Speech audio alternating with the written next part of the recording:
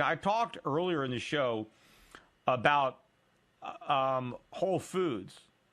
And, yeah, the Whole Foods stock is still down about 19% and change, so still near the lows. I wanted to play some sound from a Canadian report.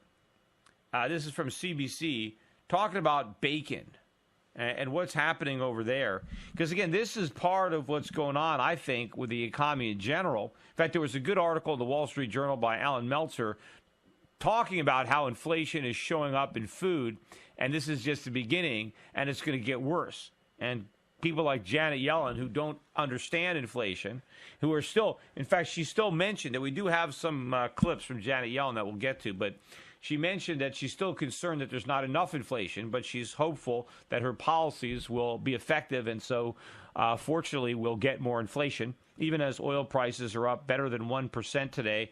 And the only real stocks that are making new 52-week highs are all my oil stocks, or not my oil stocks, but a lot of the stocks I own in the oil sector. I noticed them are hitting new highs today.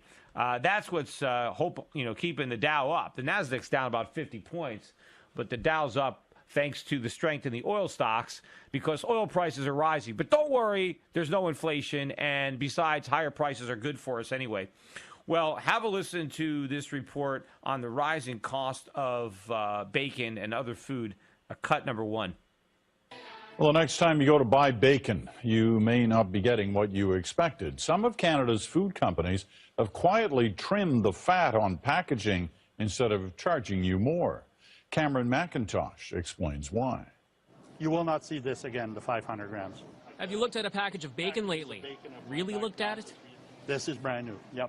Same package, same price, different weight. Now this is a 375, and this is a 500 gram. So they look the same and they feel the same? Yeah, well, they're quite a bit lighter. It's not the same. You remember, they have the same complaints up in Canada that there's not enough inflation. You tell that to somebody who's in the supermarket watching the package of bacon. So now you have to buy almost 2 packages to get what you used to get in one. And they'll probably claim, oh, there's no inflation. You see, the price hasn't risen. Yeah, but I got to eat half as much, or I got to buy twice as much. So there is inflation.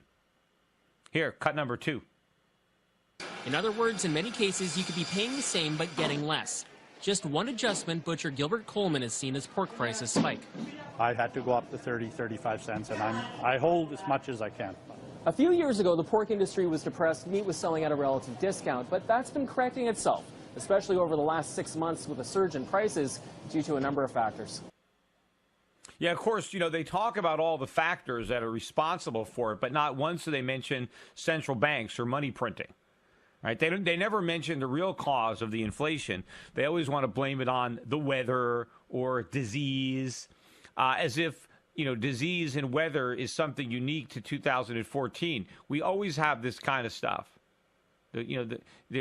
Farmers have been complaining about the weather probably since the first farmer, and politicians have been using the weather as an excuse, maybe because nobody can actually predict it. It makes such a great excuse. Remember, that was always an excuse in the Soviet Union. Every year, the Ukraine was the breadbasket of Europe. But somehow, once the communists took over, every year there was a drought. No matter how much rain they had, it was always a drought. Yeah, it's a very easy excuse, and we're using it ourselves. Here, cut number 3. Danny Kleinsasser is both a pork producer and restaurant owner. He expects these prices to be the new normal. We haven't raised our prices here yet, but we will have to do that. So far, we're just taking the hit a little bit. Neither he nor Coleman have seen a hit on sales. I mean, they're tired of the winter. They want a barbecue. Even if it means paying more to bring home the bacon. Well, yeah, in fact, according to the government, they should want to buy even more. The higher the price, the better. Right? That's what we need. We need higher prices. Why aren't they even reporting this? See, they're actually reporting this as if it's a problem. Why don't they report it as good news? Hey, and now for some good news today, the price of bacon is up. Fantastic. What we need is the price of more stuff to go up. Here, cut number 4. Well, it's not just bacon at breakfast that's getting more expensive. Your entire barbecue dinner is pricier, too. Pork chops cost 25% more now compared to 4 years ago. The price of chicken has increased by 10%. Even hot dogs, they cost 18% more now. But the biggest jump? It's with burgers. The price of ground beef has jumped 43%. 43% increase in 4 years. That's better than 10% a year in hamburger, a staple for middle America, even low-income Americans. Hamburger prices up better than 10% a year, and Janet Yellen says there's no inflation. And you know what? That's just the beginning.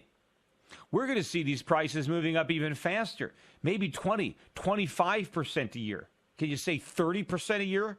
I mean, we're going to be kicking into a whole new gear for food prices and all sorts of costs. Wait till we get the next explosion in the price of oil, because it's coming. We're not 100. We're just building this base of support around $100 a barrel, and then we're going to take off. I mean, 100 is going to look like 30 pretty soon, and we're going to look back at it, with nostalgia.